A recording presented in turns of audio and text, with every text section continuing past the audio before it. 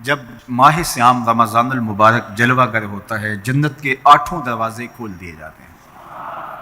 جہنم کے دروازے بند کر دیے جاتے ہیں اور شیاطین جکڑ دیے جاتے ہیں۔ اللہ جل شانہ اس موسم رحمت میں خاص عنایات اپنے بندوں پہ فرماتا ہے۔ ایک نفل ادا کرنے سے فرض ادا کرنے کا ثواب ملتا ہے اور ایک فرض ادا کرنے سے 70 فرائض ادا کرنے کا ثواب ملتا ہے۔ اسی طرح راہ خدا میں 1 روپیہ دو گے تو 70 روپے خرچ کرنے کا ثواب ملے گا۔ اسی طرح باقی نیکیاں بھی جتنی بھی ہم کرتے ہیں وہ ایک نیکی کریں گے تو 70 گنا اجر ماہ سیام میں ہمیں نصیب ہوتا ہے۔ اس لیے اہل ایمان کا یہ طریقہ ہے کہ وہ اس مہینے میں کثرت کے ساتھ تلاوت کرتے ہیں، کیونکہ ایک مرتبہ اگر قرآن مجید پڑھ لیا تو 70 مرتبہ قرآن مجید پڑھنے کا ثواب نصیب ہوا۔ ماہ سیام میں چونکہ شیطان بندھا ہوا ہوتا ہے تو ہم اپنے آپ کو نیکی کی طرف اگر لانا چاہیں تو اتنی رکاوٹیں نہیں ہوتی جتنی عام دنوں میں ہوتی ہیں، لیکن اس کے باوجود بہت سارے لوگ ہیں جو رات کو بڑا پکا ارادہ کر کے سوتے ہیں کہ میں صبح وقت پہ اٹھوں گا اور نوافل بھی پڑھوں گا اور نماز بھی ادا کروں گا، لیکن جب صبح ہوتی ہے تو انہیں یا تو جاگ نہیں آتی یا نیند سے بیدار ہو جاتے ہیں، بستر سے اٹھا نہیں جاتا۔ جبکہ وہی شخص انہوں نے صبح سبزی منڈی جانا ہو تو چھلانگ لگا کے اٹھتے ہیں اور سبزی منڈی پہنچتے بھی ہیں۔ سستی طبیعت کا کسل نہیں ہوتا۔ عمومی طور پہ ہم اپنے آپ کو بیمار تصور کر لیتے ہیں اور سستی اور کسل کا نام دے کر کے، بہانہ دے کر کے ہم کہتے ہیں کہ بس کیا کریں، ہم کو ارادہ کرتے ہیں روز لیکن ہم سے اٹھا نہیں جاتا، بس طبیعت اس طرح کی ہے، کسل ہے، سستی ہے۔ یہ بات ذہن میں رکھیے گا کہ ارادہ کرنے کے باوجود بھی صبح جب ہم اٹھ نہیں پاتے یا کوئی بھی نیکی کا کام ہم کرنے کا ارادہ کرتے ہیں تو ارادہ کرنے کے باوجود ارادہ ہی رہ جاتا ہے، ہم کر نہیں پاتے، تو اس کا سبب یہ ہوتا ہے کہ بہت سارے ہم گناہ کر چکے ہیں اور ان گناہوں کی وجہ سے ہم نیکی کی توفیق نہیں پاتے۔ حضرت حسن بصری رضی اللہ تعالی عنہ نے یہی وجہ اس کی بیان فرمائی ہے۔ تو اس کا بہترین طریقہ یہ ہے کہ توبہ کی جائے، اور توبہ بھی سچے دل سے کی جائے، رو رو کے اللہ سے گناہوں کی معافی مانگی جائے، اور سچے دل سے جب توبہ کی جائے تو پھر سارے گناہ نہ صرف مٹا دیے جاتے ہیں بلکہ ان کو بدل کے نیکیوں میں تبدیل کر دیا جاتا ہے۔ تو ماہ سیام کے اندر پختہ عزم کریں اور اس عزم کو عمل کی شکل دینے کے لیے سچی توبہ کریں کہ ہمارا یہ رمضان اس طرح سے گزرے، یہ مہینہ اس طرح سے بسر ہو کہ ہم اس مہینے میں اللہ تعالیٰ کی قربت حاصل کر لیں، ہم گناہوں سے پاک ہو جائیں اور ہم جو ثمرات ہیں، جو فوائد ہیں اس مہینے کے، وہ ہم سمیٹ سکیں۔ تو یہ وہ مہینہ ہے جس کے انتظار میں میرے اور آپ کے آقا و مولا اپنی آنکھیں لگائے ہوتے تھے اور دن گن گن کے وقت گزارتے تھے کہ ماہ سیام آ رہا ہے۔ تو اس مہینے کا عزت کے ساتھ، تکریم کے ساتھ، اعزاز کے ساتھ استقبال کرو اور اس کو پلکوں پہ بٹھاؤ، اس کو دل پہ بٹھاؤ۔ اس مہینے کی تکریم یہ ہے کہ اس میں ہر برا کام چھوڑ دیا جائے۔ اگر کوئی شخص برا کام نہیں چھوڑتا اور روزے رکھتا ہے تو میرے اور آپ کے آقا مولا کا ایک فرمان سن لیجئے، من لم یدع قول الزور والعمل بہ فلیس للہ حاجۃ فی ان یدع طعامہ وشرابہ۔ فرمایا کہ جو جھوٹ اور برے کام نہیں چھوڑتا اس کے بھوکا اور پیاسا رہنے کی اللہ کو کوئی ضرورت نہیں ہے۔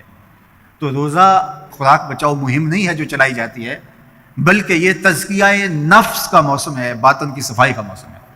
اور باطن کی صفائی نہیں ہوتی جب تک ہم کوشش کریں۔ آپ کے بدن پہ بہت ساری میل چڑھی ہوئی ہے اور جمی ہوئی ہے بدن کے ایک ایک عضو پہ میل، تو آپ پانی میں چھلانگ لگا کے باہر بھی آ جاتے ہیں تو میل نہیں اترتی، چلو کچھ نہ کچھ فرق تو ضرور پڑ جاتا ہے لیکن میل نہیں اترے گی۔ میل کب اترے گی؟ جب آپ اپنے بدن کو مل مل کے اس کے اوپر صابون لگا کر کے اچھی طرح سے اس کو جب اتاریں گے محنت کوشش سے تو پھر آپ کا بدن مہک جائے گا، ہلکا پھلکا ہو جائے گا، میل اتر جائے گی۔ یہ موسم رحمت ہے، اللہ کی رحمتوں کا می برسے گا، اس سے کچھ نہ کچھ فائدہ تو ہوگا ہی، لیکن حقیقی فائدہ وہی حاصل کرے گا جو اپنے گناہوں کو مل مل کے دھوئے گا اور اپنے آپ کو صاف کرنے کی کوشش کرے گا۔ تو اپنے من کے میل اتارنے ہیں، اپنے باطن کے میل اتارنے ہیں، اپنے اعمال کی درستگی کی کوشش کرنی ہے۔ صلاۃ التراویح مسجد میں نہیں آ سکتے تو گھروں میں پڑھ لیجئے، جس طرح بڑی عمر والے لوگوں کو، بیمار لوگوں کو کہا گیا کہ آپ گھروں میں پڑھ لیں، بچوں کو کہا گیا، لیکن چھوڑیے گا نا، یہ رمضان المبارک کا خاص عمل ہے۔ آج کل دین بیزار طبقہ مختلف جگہوں پہ بیٹھ کے مسجد پر، مدرسے پر، تراویح پر،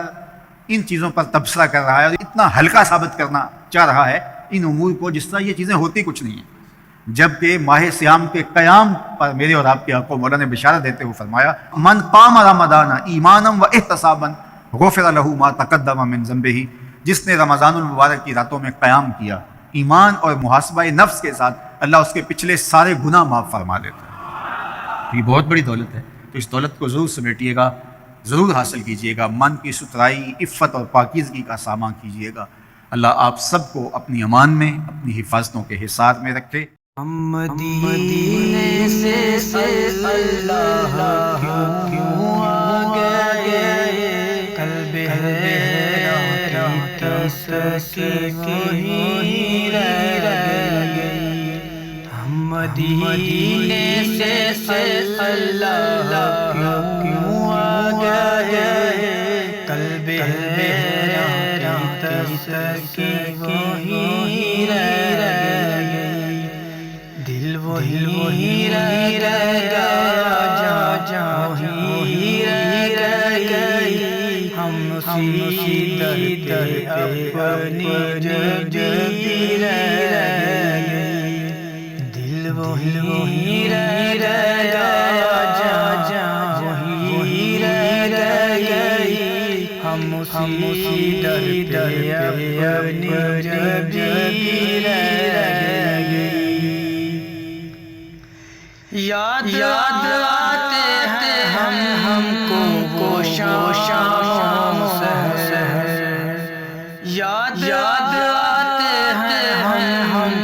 کو شام سحر، وہ سکون دل